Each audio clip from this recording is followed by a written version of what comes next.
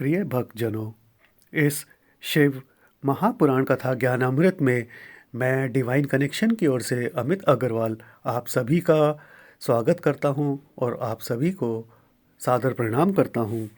आइए आज का अध्याय आरंभ करने से पूर्व हम वाणी को पवित्र करने हेतु भगवान शिव के नाम का उच्चारण करें। जय शंकर शंकर जय शंकर कैलाशपति। जय गौरा गौरा जय गौरा माँ पार्वती। जय शंकर शंकर जय शंकर कैलाशपति। जय गौरा गौरा जय गौरा माँ पार्वती। जय शंकर शंकर जय शंकर कैलाशपति। जय गौरा गौरा जय गौरा माँ पार्वती। हर हर महादेव, हर हर महादेव, हर हर महादेव। तो आइए भक्तजनों, हम आज का अध्याय आरंभ करते हैं।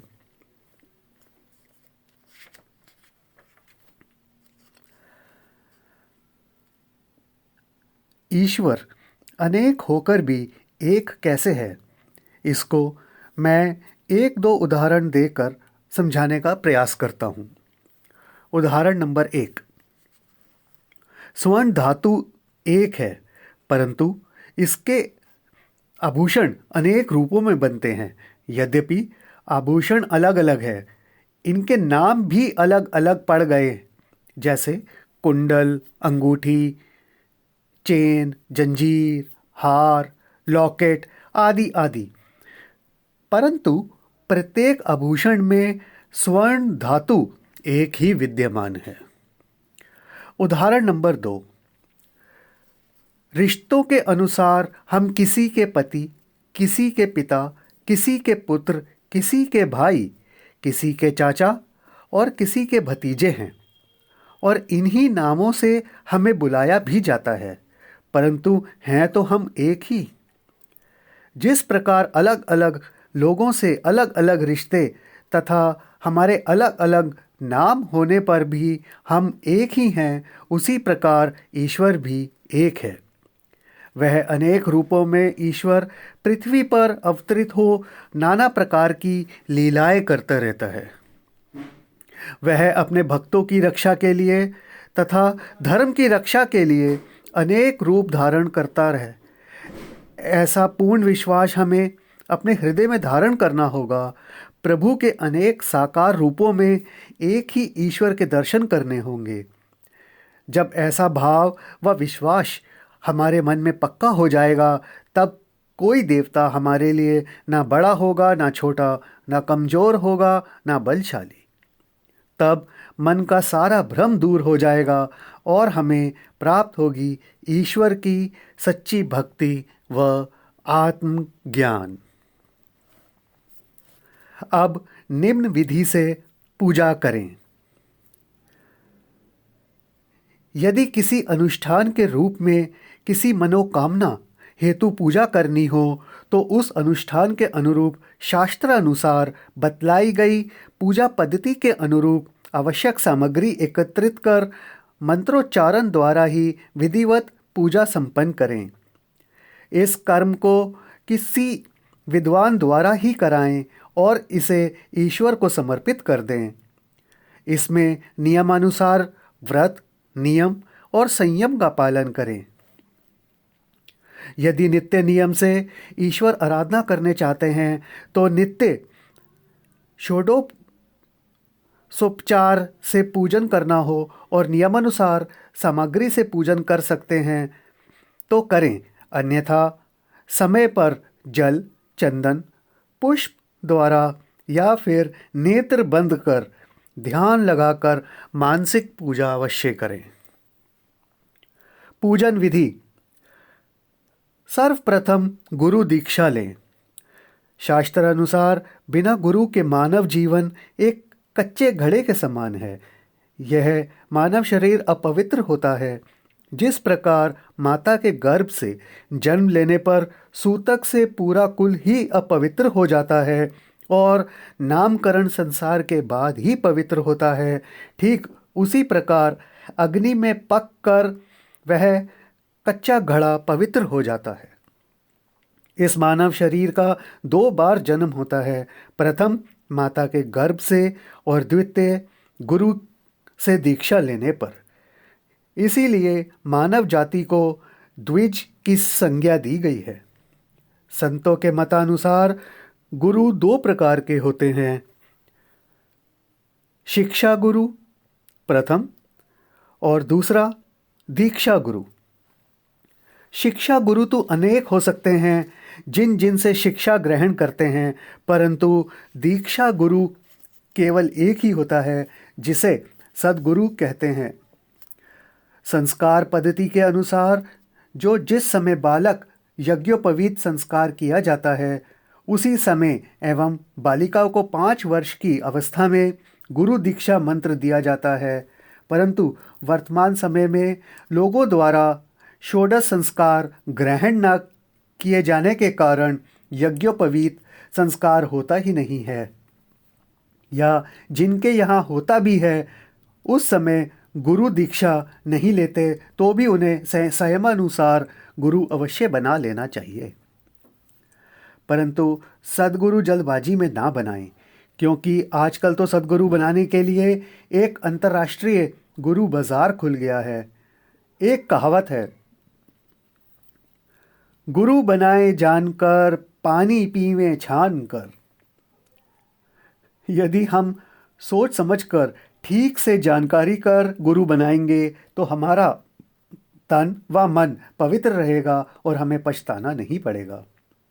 हम देखते हैं कि लोग अपने आप को श्रेष्ठ व सिद्ध पुरुष दिखाने के लिए विज्ञान का सहारा ले अनेक प्रकार के चमत्कार करने का नाटक करते हैं, जिनको देखकर भोले भाले लोग उनके चक्कर में फंस जाते हैं और उनके शिष्य बन जाते हैं।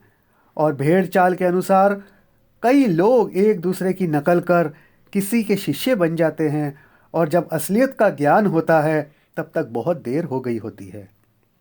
तब तो वही कहावत चरित्रार्थ होती है, अब पछताए क्या होत जब चिड़िया चुग गई खेत। अतः सद्गुरु बनाते समय पूर्ण सावधानी बरतें। किसी के बहकावे में या फिर किसी चमत्कार से प्रभावित होकर किसी को सद्गुरु ना बनाएं।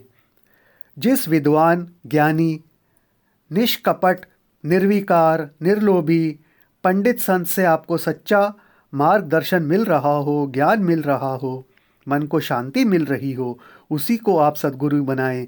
उसका शारीरिक सौंदर्य व जाति ना जानकर देखें, क्योंकि गुरु की कोई जाति नहीं होती है।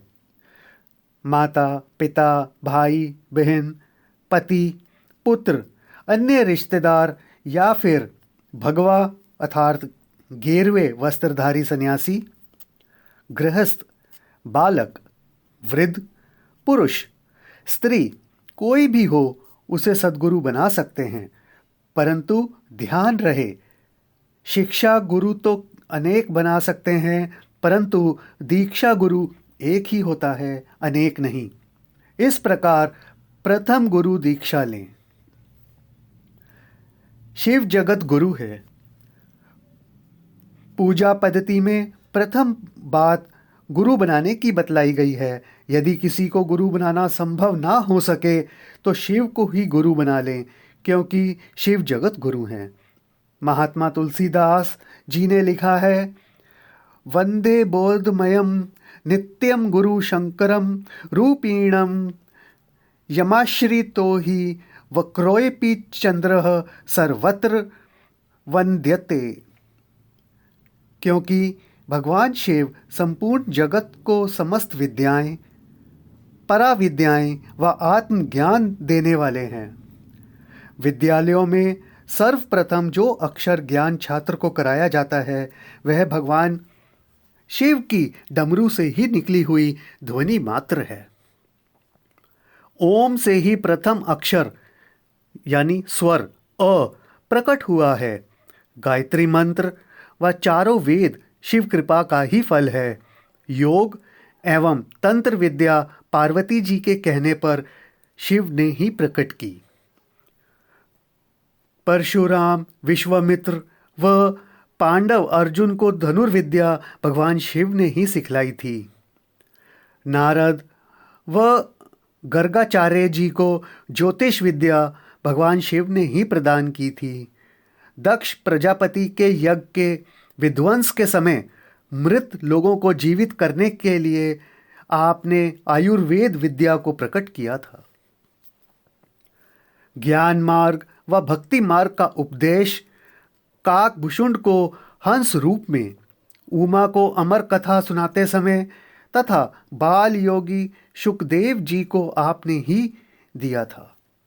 अतः समस्त विद्याओं का प्रादुर्भाव शिव द्वारा ही हुआ है। अतः शिव जगत गुरु हैं। प्रातः जागरण से स्नान, व्यायाम, संध्या प्राणायाम, जप, पूजा पाठ आदि समय अनुसार ही करें, जैसी विधि पीछे बतलाई गई है।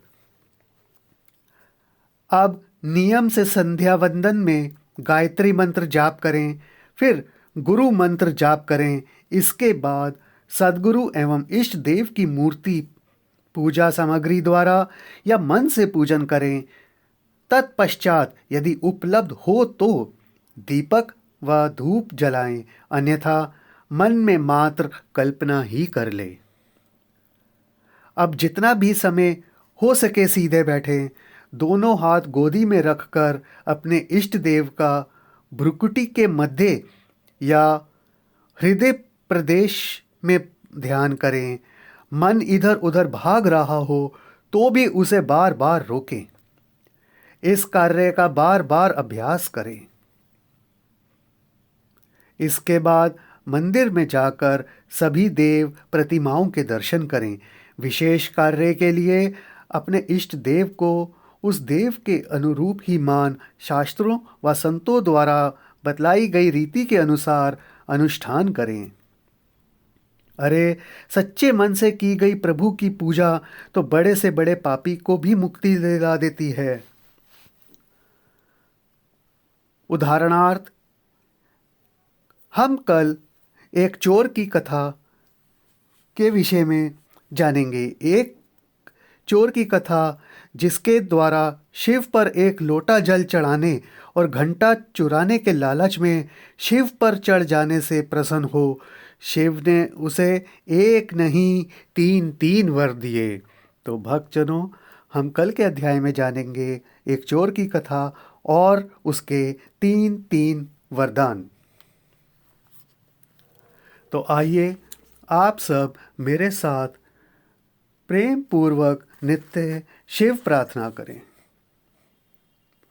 नमामि शमीशान निर्वाण रूपम विभुम व्यापकम ब्रह्मवेद स्वरूपम निजं निर्गुणं निर्विकल्पं निरीहं चिदाकाशमाकाशवासं भजेऽहं निराकार मूलं तुरीयं गिराज्ञानगोतीतमीशं गिरीशं करालं महाकालकालं कृपालं गुणागार संसार पारं नत्योऽहं तुषाराद्रिसङ्काश गौरं गम्भीरं मनोभूतकोटिप्रभाश्री शरीरं स्फुरन्मौलिकल्लोलिनी चारुगङ्गा लसब्दाल्बालेन्दुकण्ठे भुजङ्गा चलत्कुण्डलं भ्रूसुनेत्रं विशालं प्रसन्नाननं नीलकण्ठं दयालं